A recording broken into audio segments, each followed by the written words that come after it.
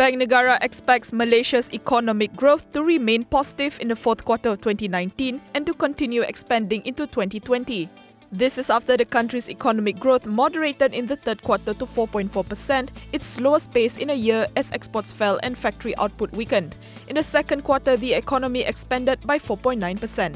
BNM Governor Datuk Noh Shamsia Muhammad Yunus says household spending will remain the key driver of growth, which will also be propped by Malaysia's diversified economy and exports. And while external uncertainties remain, she says exports will be supported, among others, by demand for growing niche product segments such as the medical and aerospace industries and the IoT applications. Shamsia also clarifies that Malaysia is not on a preset course to cut rates after the central bank cut the SRR ratio from 3.5% to 3%. She says it will continue to monitor the external developments and how they may affect the outlook for growth and inflation. BNM is maintaining its full-year forecast of 4.3% to 4.8%.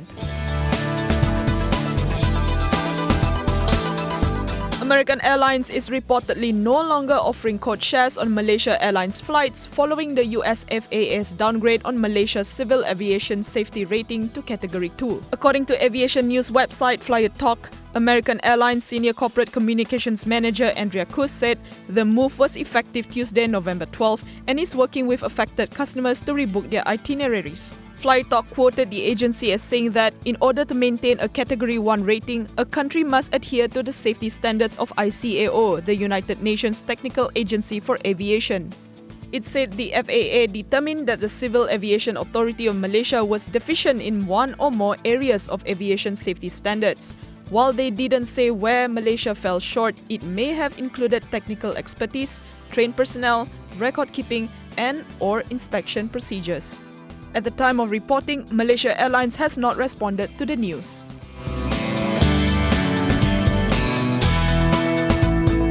Felda and its subsidiary Felda Investment Corporation have filed a 2 billion ringgit suit against 21 individuals and entities, including its former chairman Tan Sri Muhammad Isa Samad, Tan Sri Shahrir Samad, various former directors general of Felda and Synergy Promenade and Synergy Promenade KLVC.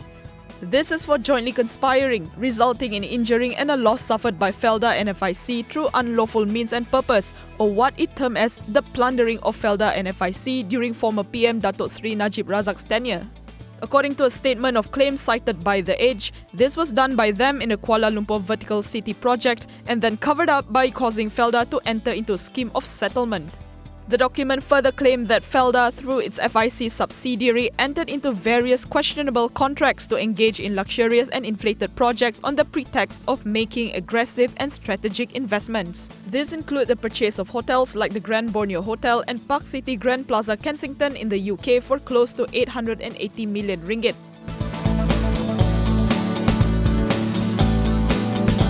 India's Supreme Court has reportedly refused to lift the block on completion of the takeover of Fortis Healthcare by IHH Healthcare.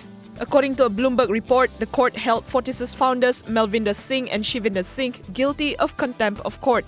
It said it could start similar proceedings against the company.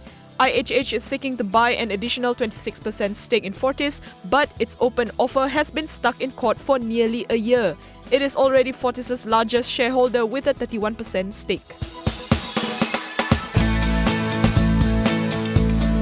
IOI Corp's Indonesian subsidiary Oleander Capital Resources is buying a 28% stake each in two plantation companies from Singapore-listed Bumitama Agri for 701 million rupiah or 203,798 ringgit.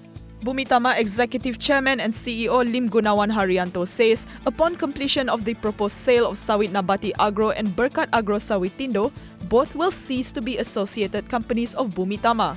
According to Lim, the 701 million rupiah consideration was mutually determined on an arm's length basis based on a valuation conducted by an independent valuer. The open market value of the sell shares is not available as the two firms are not publicly traded. IOI Corp owns a 32.03% stake in Bumitama.